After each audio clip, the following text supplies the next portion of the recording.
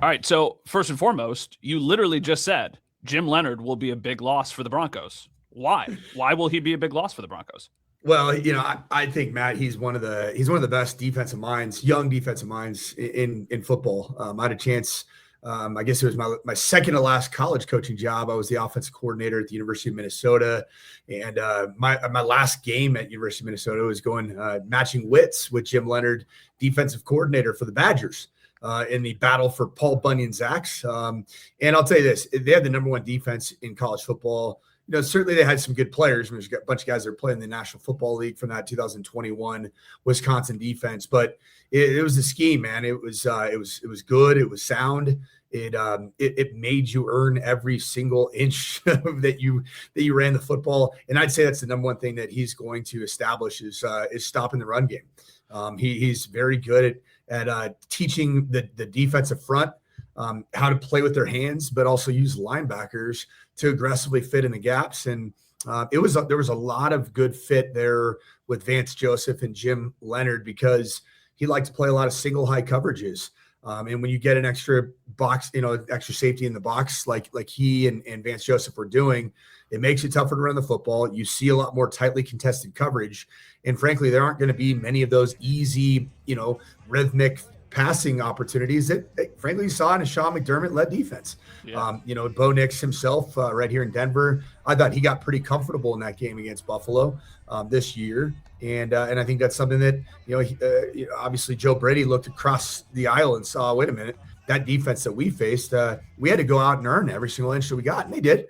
They scored points and did some things that were really positive. But Jim Leonard, man, I think he is a little bit of, I'm not going to say he's the brains behind the Denver Broncos 2024 and 25 defenses, but he sure as heck helped. And that's, I think, the question here in Buffalo is when you have Joe Brady, a first-time head coach, I think there's a lot of people who thought they might try and go out and find a defensive coordinator who has been a head coach or who is maybe more established in the NFL as a coach, not as a player like Jim Leonard was. So I think there's a little bit of trepidation here of like, hey, is he ready to take on this next step? But from some of the things that I've heard and read over in Denver, he was kind of doing a lot anyway. I know this is VJ's defense, but he was doing a lot. Does it feel like that's a fair assessment? Like this might not be as big of a step as maybe some people are perceiving it to be? This isn't a big step at all. I mean, Jim Leonard did it when Wisconsin football was at its height. I mean, this is a guy that's been at the Baltimore Ravens. He played for him. He's been around some really high levels of coaches, and he's been responsible for frankly a very football crazed college program that certainly hasn't been good since he left. Frankly, I mean, I think that's you look at what happened to Wisconsin's defense and to Wisconsin as a whole. They are a shell of what they used to be when Jim Leonard was there and Paul Chryst. And that's a reality. So pressure-wise, responsibility-wise, this is going to be absolutely nothing for Jim Leonard. You look at it like, Matt, LaFleur, his younger brother, Mike LaFleur. What has he really truly been in charge of? And he's potentially going to be an NFL head coach. He hasn't even called plays. Jim Leonard has called plays. He's called it at a high level, and he's been tasked with a whole bunch of responsibility here in Denver. So much so that I think a lot of people are frankly a little bit concerned if Vance Joseph does leave. Well, you lost your guy. You no longer have the ability, if you're Sean Payton, to hire Jim Leonard. And there is, at least from my vantage point, at training camp every single day in the 2024 and 25 seasons, I never saw anybody else that I would have said, is the next man up in the event that Vance Joseph takes his second head job in the National Football League. Were there any particular parts of the Broncos defense that you thought took a next step since Jim Leonard got there? Were there any specific areas of the defense where you're like, wow, that has notably improved? Yeah, I mean, I'd say, what did he play in college? What did he play in pro football? He's a safety. And a really good safety. Think about the safety play that the Broncos have had, really in the last 2-3 years. I mean, started with Justin Simmons, but even more so in the last couple of years. I think when you've seen, the fingerprints of Jim Leonard, is his impact on this defense. It's the interchangeable parts between guys like Talanoa Hufanga, Brandon Jones, who you felt his absence, and I thought he was developed really well. But then when Brandon Jones was hurt, it was PJ Locke, next man up. He had an unbelievable game against the Bills in the playoffs. And then, I think even the nickel play between Jahdae Barron and Jaquan McMillan, those are two guys that are certainly involved in some way, shape, or form around, everything that transpires with the defensive backfield. Those guys are interchangeable. when you said McMillan's name, I think people will probably wince when they hear that name in Buffalo. They'll go like, oh no, why did you bring that up? Another thing that's been a talking point these last couple of days since the Jim Leonard hire has been official is like, hey, Sean McDermott, and I know modern NFL, this doesn't matter as much, but Sean McDermott has been very much a 4-3 guy, and the philosophy has been like, we are going to force takeaways, but we're not going to give up the big play, and we're okay if teams are able to move the ball on us. It feels like Jim Leonard, hey, 3-4, but also like ultra aggressive. Is that fair? Is that what we're going to see? It is, and I think it's the blitz patterns that Vance Joseph employed, combined with, I think probably a little bit more simulated pressure, meaning that you're showing the look of giving a 5 or a 6-man rush involving linebackers, nickels, in addition to the down linemen. But then it might just be a 4-man rush. Cage rush is something that was used a lot to explain how they wanted to rush it in Denver. And that means that they want to collapse the pocket, not just get a bunch of free hitters home.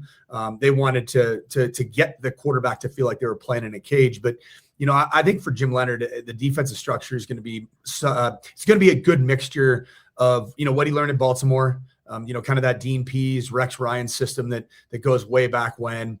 Certainly what he did at Wisconsin, which had a lot of flavors of that defensive system. But then also, what he and Vance Joseph were frankly cooking up together on a weekly basis. One thing I saw in Denver is I never felt like there was a power struggle. It felt like on the defensive side of the ball, man, it was those guys got along really well. And that leads me to believe that Jim Leonard is a really good lieutenant, but he also had really good ideas. And Vance Joseph was a very good leader that accepted those ideas, and they collaborated at a very high level. When the Bills announced the Joe Brady hire, there was some trepidation amongst the fan base. A lot of people were like, oh, really? We interviewed 9 people and we're going to hire the only internal candidate that we talked to. The offense has had the ball with chances to win the games these last couple of years, and they have failed. So I think that caught people by surprise a little bit, but almost immediately, a few hours later, there was a report out there that, hey, Jim Leonard is the target. And I think that kind of excited people, and they were like, okay, well, like, we're okay with Joe Brady if he's able to bring in Jim Leonard. Why do you think he was somebody that was generating so much buzz here? Baltimore, obviously 2 places he's played. He interviewed in the Chargers. Like, there's a lot of people who wanted to take a chance on this guy. Because he's a dude. I mean, he embodies like toughness, embodies mentality on defensive side of the ball, and then he's also has experience. Like, I can't say enough. When you've been a highly successful coordinator in the college game, to me, that trumps being a guy that was just the number 3, number 4 guy in the NFL your entire career, but you've never been in charge of anything. That to me is what makes Jim Leonard so appealing, is that he has truly been in charge of not just a good unit at the collegiate level, one that was the best in the 30 team college football rankings. That's part of it. And then of course, just what was going on here in Denver, the multiplicity of how they can operate defensively. And I think the Bills, they got to fix the defense side of the ball. Matt, you were on Altitude Sports Radio here, and we brought up, is this a winner you're fired game for Sean McDermott? We thought it was. We did. And it's funny, right after it happened, I said, we're going to find out immediately how much Josh Allen likes Joe Brady. And I said, if he likes Joe Brady, then I promise you that he is going to be the head football coach. So that, to me, for Buffalo fans, it's more about, okay, our quarterback, our franchise guy, our dude, he loves this Joe Brady, and he loves his concepts. He feels comfortable operating in this offensive system. So you couldn't lose that. And that was the most important thing. And now you had a really good defensive minded, coordinator that's going to help, I think, with the personnel side of things too. I think that Buffalo's, as long as Joe Brady doesn't miss any more of the births of his children, I think that he's going to be a really successful head coach, because he's made some really good decisions insofar as he's still on this earth, because his wife probably won't let him miss another birth of his children. Pete Carmichael gets hired. That gets announced before Leonard does. And when that news happens, I think the collective thought in Buffalo is like, oh, cool, he's got experience, but also what does he do? What does he do? We don't know. No idea. Because you had a really unique setup here in Denver where Sean Payton is he is the driver of the vehicle. He is, I'm pretty sure he is the guy that's tuning up the vehicle when you're looking at the offense. but then it was like Bo Nix was like riding shotgun, and I think Davis Webb was the only other guy in the car, and I think he was in Bo's ear from the back seat, kind of like not backseat driving, but telling the guy in shotgun what to do while Sean Payton was driving the car. You had Joe Lombardi was the offensive coordinator, and I'd say that, I mean, in terms of what we saw here in Denver, he was doing the weekly press conference. Carmichael, what he seems like is a guy that's been around the league for a long time. I think Joe Brady wants to recreate what he had in New Orleans, right? Which is, Sean Payton is now Joe Brady of Buffalo, right? He's the head coach, he's the play caller, but he wants to have a good, trusted lieutenant and a guy that has been in this same model. And that's what Pete Carmichael was for a long time, where he can take care of a lot of maybe some of the organizational stuff of staff meetings offensively, having things prepared, making sure that the offensive line, run game crew, that they're all staying on task, so that when you do get together for, head coach, and his time now is a little bit more limited, that Pete Carmichael keeps it all organized. And I think that's ultimately what Joe Lombardi was kind of doing. Pete Carmichael's done the same thing. I know he did that in New Orleans. And what you're seeing more and more, what I would say, is the hires of Joe Brady are showing that he valued his time in New Orleans more so than he did any other time in his career, which includes LSU, it includes Carolina under Matt Rule. And he's saying, I want to recreate what we did in New Orleans with Drew Brees as a quarterback, Sean Payton as a play caller, and now I'm going to be that guy, but I got Josh Allen. Let's try to make this thing exactly what we had back then.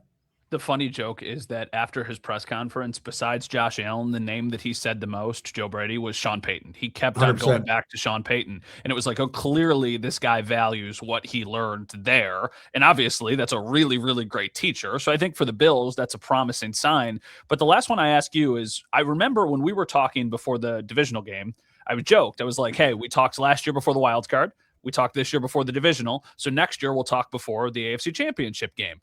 But there are a lot of people in Buffalo who think that this is a major and massive risk, myself included. I think that Sean McDermott raised the floor of this team. The ceiling was never ultimately reached. What is your perspective on that? Is this a big risk? Yeah, go ahead.